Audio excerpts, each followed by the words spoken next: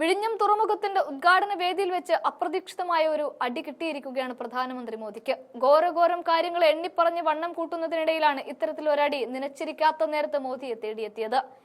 കേരളം വരെ വന്നതല്ലേ, എന്നാൽ പിന്നെ അടുത്ത തെരഞ്ഞെടുപ്പിന് മുൻപേ കുറച്ച് രാഷ്ട്രീയം കൂടി കലർത്താം എന്ന് അദ്ദേഹം കരുതി. അതുവഴി ഇന്ത്യ മുന്നണിയിൽ തൊട്ട് ശശി തരൂരിനെ വാഴ്ത്തിപ്പാടി രാഹുൽ ഗാന്ധിക്കിട്ടൊരു കൊട്ടുകൊടുക്കാനായിരുന്നു പ്ലാൻ.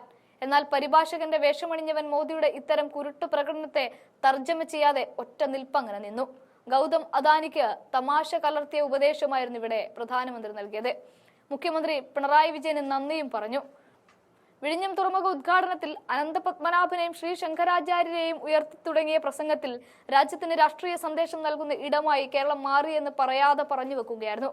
മുഖ്യമന്ത്രി പിണറായി വിജയനെ ഇതിന് പരോക്ഷമായി നന്ദി പറയുകയും ചെയ്തു. ഗുജറാത്തിനേക്കാൾ വലിയ തുറമുഖം തിരുവനന്തപുരത്ത് പണിത സംഭവം പറഞ്ഞാണ് പ്രസംഗത്തെ മറ്റൊരു രൂപത്തിലേക്ക് കൊണ്ടുപോയത്. എന്നാൽ മോദിയുടെ രാഷ്ട്രീയം പറച്ചിൽ തർജ്ജമ ചെയ്തയാൾ മലയാളത്തിലേക്ക് പരിഭാഷപ്പെടുത്തിയില്ല. മോദി കാത്തു നിന്നിട്ടും അത് പരിഭാഷകൻ ചെയ്തതേയില്ല.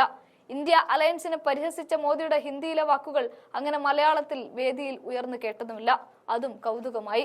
ഈ പരിഭാഷ നടത്താത്തതിൽ കേന്ദ്ര സർക്കാർ ഇനി നടപടി എടുക്കുമോ എന്നതും കൗതുകമുള്ള കാര്യം തന്നെയാണ്.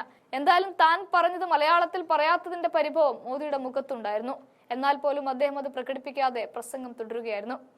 സത്യം പറഞ്ഞാൽ കുറച്ചുനേരം പരിഭാഷയ്ക്കായി കാത്തുനിന്നൊരു മോദിയെ അവിടെ നമുക്ക് കാണാനും സാധിക്കുമായിരുന്നു. എങ്കിലും പ്രധാനമന്ത്രിയുടെ പരിഭാഷ ഒഴിവാക്കിയ നടപടി അത്യപൂർവമായ ഒരു കാഴ്ചയായി. അതിന് വിഴിഞ്ഞം സാക്ഷിയായി മാറുകയും ചെയ്തു.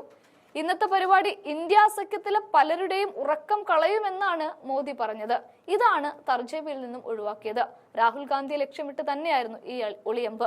എന്നാൽ കേരളത്തിൽ ആ വിത്ത് മുളപ്പിക്കാൻ പോയിട്ടൊന്ന് പാകാൻ പോലും മോദിയെ കൊണ്ട് സാധിച്ചില്ല എന്ന് വേണം പറയാൻ.